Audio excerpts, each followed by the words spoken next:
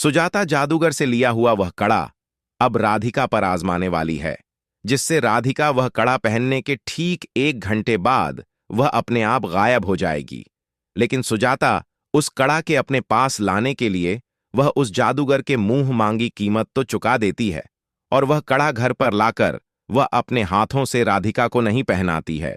क्योंकि घर के बड़े दादी राधिका को खानदानी जो कंगन दी थी उसे सुजाता राधिका के पास से चुरा कर उस जादूगर के दिए गए कड़े को हूबहू उसके जैसे पैसे के दम पर बनवा लाती है, ताकि दादी उस कंगन को देखकर नजरअंदाज ना कर सके और बिना कुछ चाहे दादी राधिका के वह कड़ा पहना सके। वैसे अब दादी वह कड़ा राधिका के हाथ में शंकर भगवान के सामने होकर पहना देती है। खैर, फिर से सुजाता के वजह से राधिका के परेशानियां लौटने वाली है, क्योंकि जैसे राधिका के हाथ में वह कंगन पड़ेगा,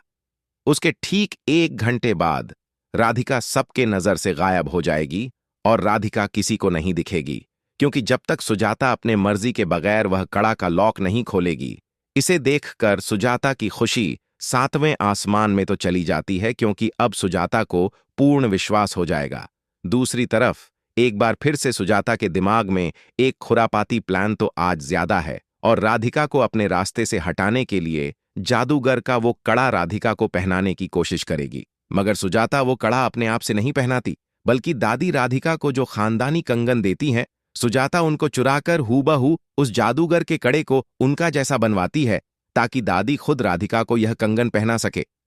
अब राधिका की एक बार फिर से सुजाता की वजह से मुश्किलें तो बढ़ने वाली हैं, क्योंकि अगर राधिका ने वह कंगन पहन लिया तो वह 1 घंटे के बाद गायब हो जाएगी, और वह किसी को भी दिखाई नहीं देगी जब तक कि उस चाबी से उस कंगन का लॉक ना खोला जाए। यह सब सोचकर सुजाता काफी खुश हो जाती है, क्योंकि अब उसे लगता है कि अब वह राधिका से हमेशा हमेशा के लिए छुटकारा पा लेगी। बाकी देखिए दंगल टीवी पर और चैनल को सब्सक्राइब करते जाना।